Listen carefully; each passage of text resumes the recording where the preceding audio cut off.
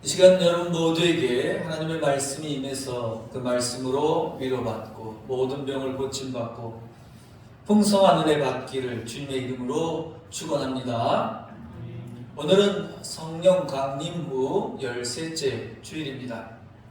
성령 강림절은 부활하시고 승천하신 예수님께서 보내시기로 약속하신 성령이 오셔서 제자들이 성령을 받고 서로 사랑하라는 예수 그리스도의 복음을 전파하기 시작한 날을 기념하는 절기입니다. 성령 받은 후에 제자들은 서로 사랑하라는 계명을 지키는 교배를 이루었습니다. 성령은 진리의 영입니다. 예수님은 길이요 진리요 생명이십니다. 따라서 성령은 예수님의 영입니다. 예수님의 영은 또한 하나님의 영입니다. 하나님의 영은 하나님의 말씀입니다. 하나님의 말씀은 거짓이 없는 참된 말씀이며 생명을 살리는 생명의 말씀입니다. 하나님의 영, 곧 하나님의 말씀은 무엇입니까? 내 이웃을 내 몸과 같이 사랑하라 하신 말씀입니다. 그것은 예수님께서 제자들에게 지키라고 하신 서로 사랑하라는 계명과 같습니다. 성령은 우리가 하나님의 말씀과 예수님의 계명을 지키고 행하도록 돕는 영입니다. 오늘 읽은 선지자 이사야의 말씀은 여호와 하나님의 영이 어떤 영인지에 대해서 잘 알려주고 있습니다. 또 여호와의 영을 받은 사람이 해야 할 일들도 분명하게 말씀하고 있습니다. 본문 1절은 이렇게 시작합니다. 다 같이 읽어볼까요? 이새의 줄기에서 한 싹이 나며 그 뿌리에서 한 가지가 나서 결실할 것이요. 이새 라는 말은 무슨 날아다니는 새 이름이 아니라 다윗 왕의 아버지의 성함입니다. 요즘엔 성함이란 말 잘 안 쓰죠. 그냥 다 이름으로 통일했습니다. 약간 높여 부르는 말이죠. 이름에 본래 한자로 부를 때 좀 높여 부르는 말입니다.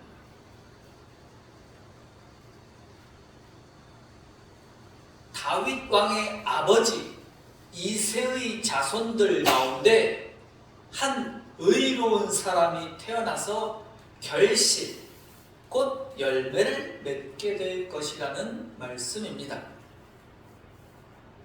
그 의로운 사람은 선지자이거나 왕이거나 통치자를 말합니다.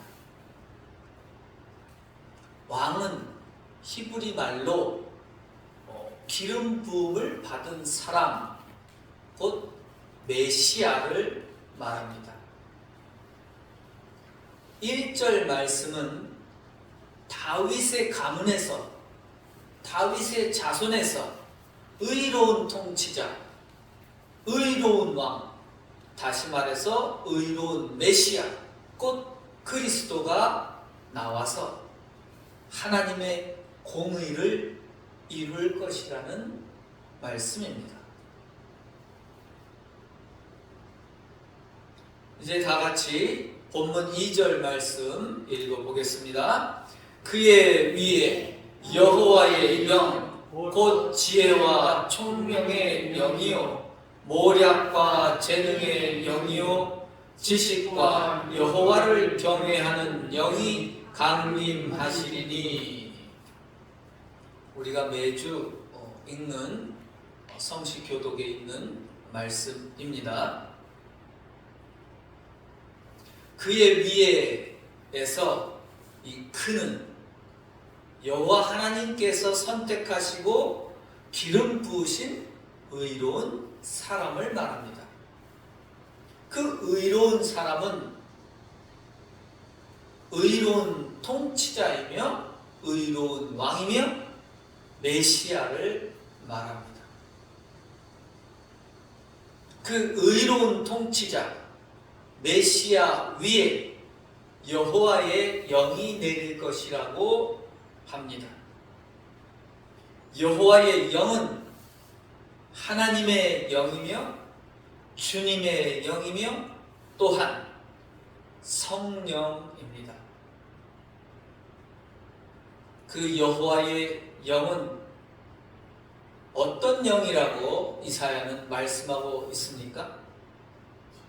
첫째로 따라해 보겠습니다. 여호와의 영, 곧 지혜와 총명의 영이요.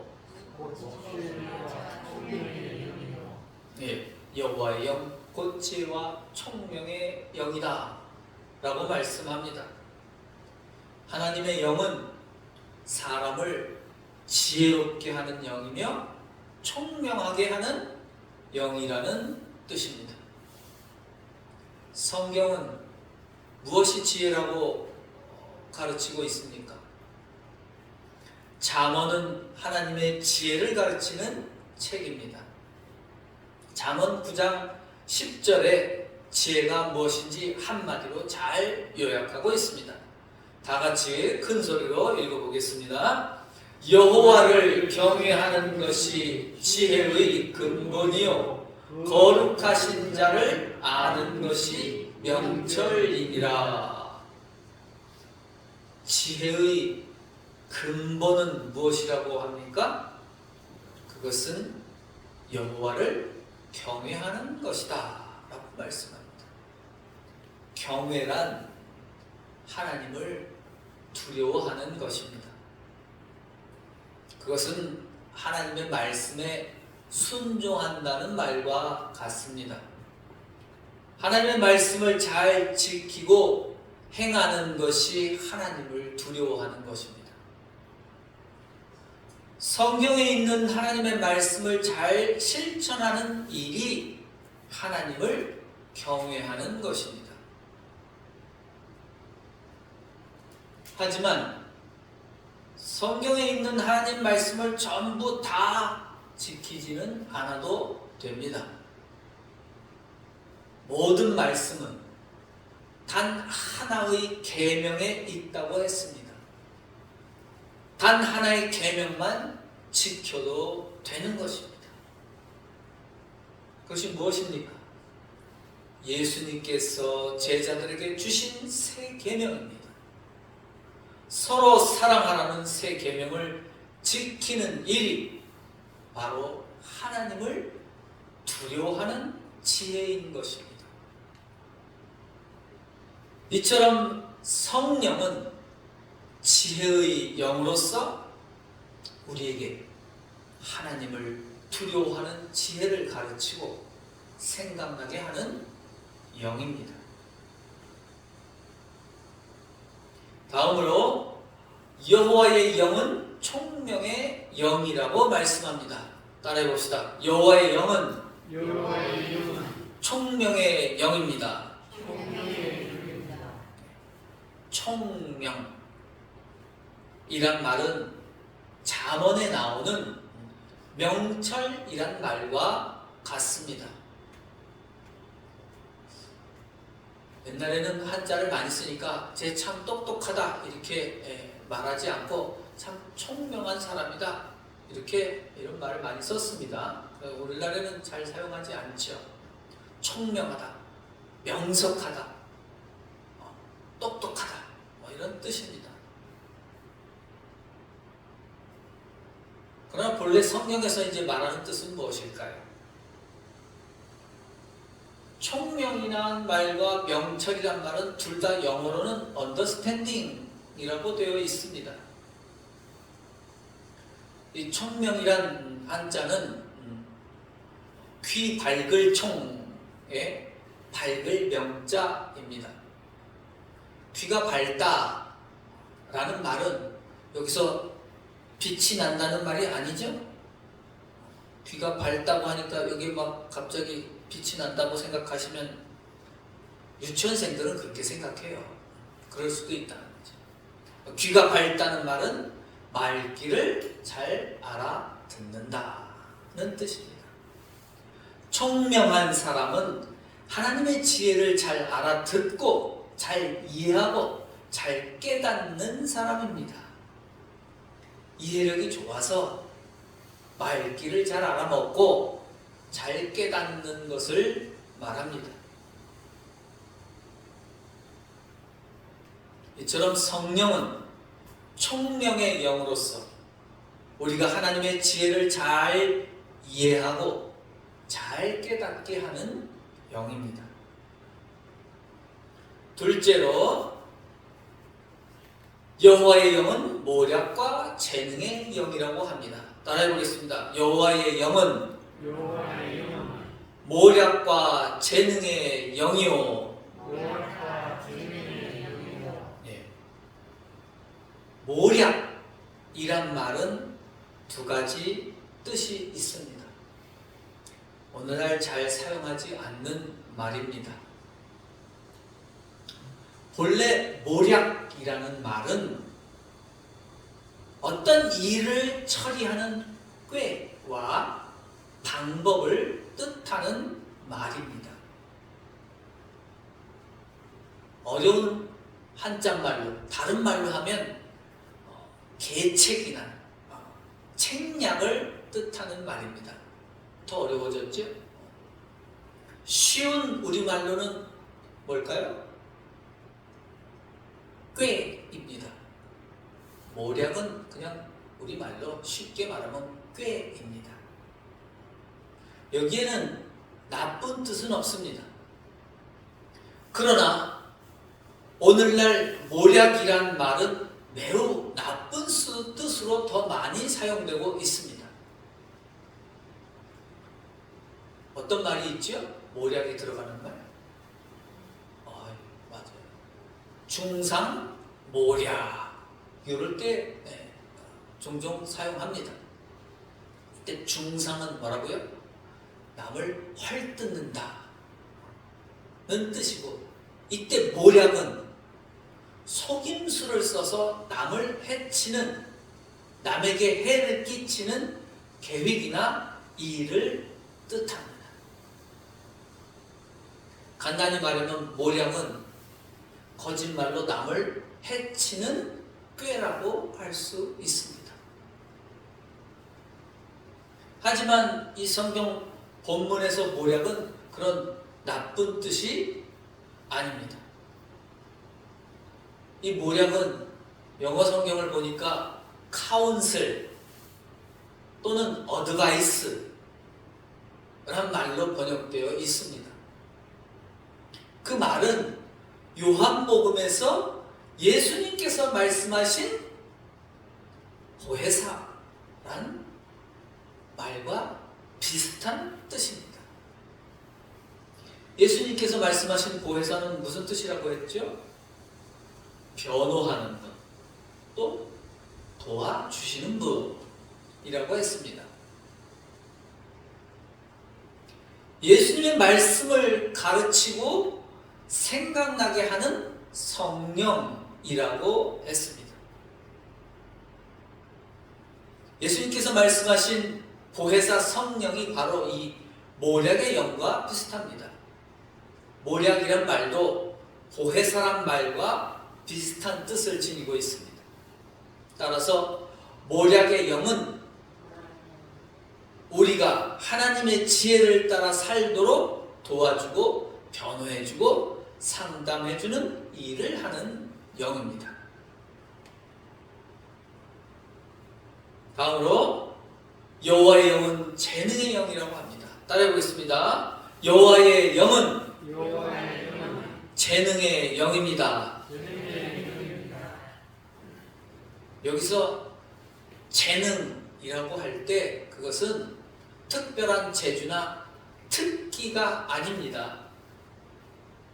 공부 잘하는 재능이나 운동 잘하는 재능이나 노래나 그림 잘 그리는 재능을 뜻하는 게 아닙니다.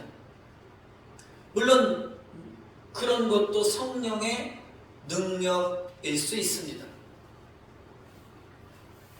하지만 이 성경에서 말하는 재능은 또 영어 성경에는 이렇게 되어 있네요. strength, might 라는 것으로 번역되어 있습니다. 그 말은 여러분들이 잘 아는 능력, 아까 우리가 읽은 우리가 아는 말도 있죠. 권능, 그렇게 번역되어 있습니다. 따라서 이 성경에서 재능이란 하나님의 말씀을 지키고 행하게 하는 힘을 뜻하는 겁니다. 우리가 힘을 내게 하는 성령입니다. 하나님의 말씀을 지키며 살려면 능력이 있어야 합니다. 힘이 있어야 합니다. 육신의 힘도 필요하고 마음의 힘도 있어야 합니다. 성령은 능력의 영으로서, 권능의 영으로서 우리가 하나님의 말씀을 지키며 살아갈 수 있도록 힘을 내게 하는 영입니다. 따라해 볼까요? 성령은 힘을 내게 하는 영입니다. 네, 그것이 바로 재능의 영이라는 뜻입니다.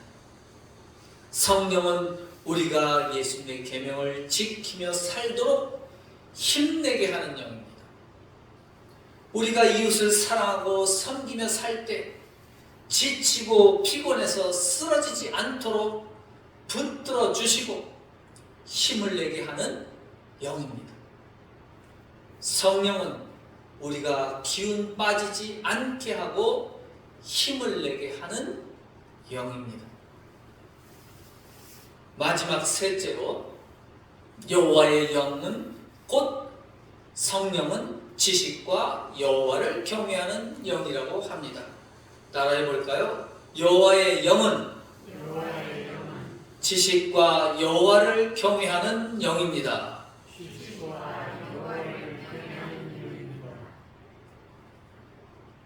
지식이란 말은 암을 뜻합니다. 암. 지식이란 말은 알지자에 알식자를 씁니다. 알지자하고 알식자하고 또 무슨 차이가 있을 것 같아요?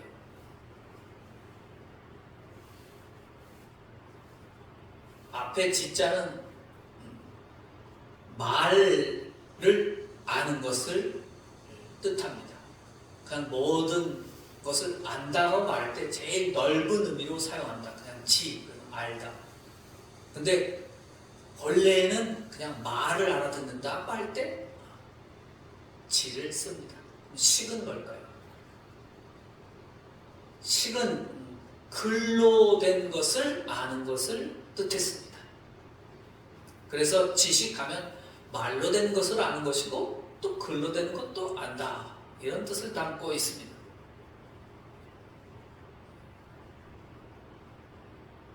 그러면 이사야가 말하는 이 지식의 영은 무엇을 아는 영이라고 말씀합니까?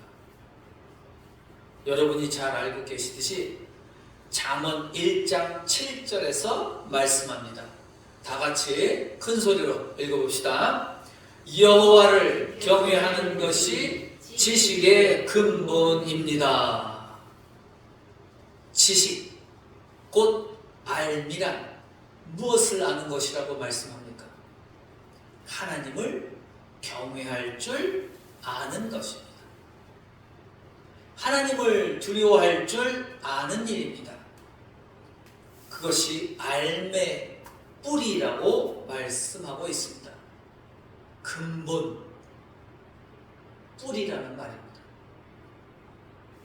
하지만 오늘날 사람들은 지식이라고 말하면 국영수를 알고 윤리와 도덕을 알고, 법을 알고, 과학을 알고, 온갖 정보를 아는 것이라고 생각합니다. 물론 우리는 그런 지식을 열심히 배우고 익혀서 알아야 합니다. 그러나 그 모든 알매의 뿌리는 무엇이라고요? 하나님을 두려워할 줄 아는 것입니다. 따라해 볼까요? 하나님을 두려워할 줄 아는 것. 네. 하나님을 두려워할 줄 아는 것입니다. 하나님을 두려워할 줄 모르는 사람은 아무리 많은 지식을 알지라도 헛된 것입니다. 왜냐하면 하나님을 두려워할 줄 모르는 지식은 자기 이익과 탐욕을 채우는 데 사용되기 때문입니다. 하나님을 두려워할 줄 모르는 알은 악한 마귀의 유혹에 빠지게 하고 돈과 권력의 탐욕에 빠지게 합니다. 그러므로 온갖 지식을 배우기 전에 하나님을 두려워할 줄 아는 지식을 배워야 하는 것입니다. 하나님을 두려워할 줄 모르는 지식은 그 뿌리가 썩은 나무와 같아서 열매를 맺지 못하고 말라 죽어버릴 것이기 때문입니다. 성령은 지식의 영입니다. 그 지식, 곧 알은 하나님을 두려워할 줄 아는 지식입니다. 성령은 하나님을 두려워할 줄 알게 하는 영인 것입니다. 그러므로 성령 받은 사람은 하나님을 두려워할 줄 아는 사람입니다. 하나님을 두려워할 줄 아는 사람은 하나님의 말씀에 순종하는 사람입니다. 예수님의 계명을 지키는 사람입니다. 그는 내 이웃을 내 몸과 같이 사랑하며 사는 사람입니다. 서로 사랑하라는 예수님의 계명을 행하는 사람입니다. 여러분 모두에게 지혜와 총명의 영이요 모략과 재능의 영이요 지식과 여호와를 경외하는 영이 충만하게 내리기를 축원합니다. 성령 충만하게 내려서 예수님의 계명을 잘 지키고 행하는 하나님의 자녀가 되시기를 주님의 이름으로 축원합니다. 다 같이 기도드리겠습니다.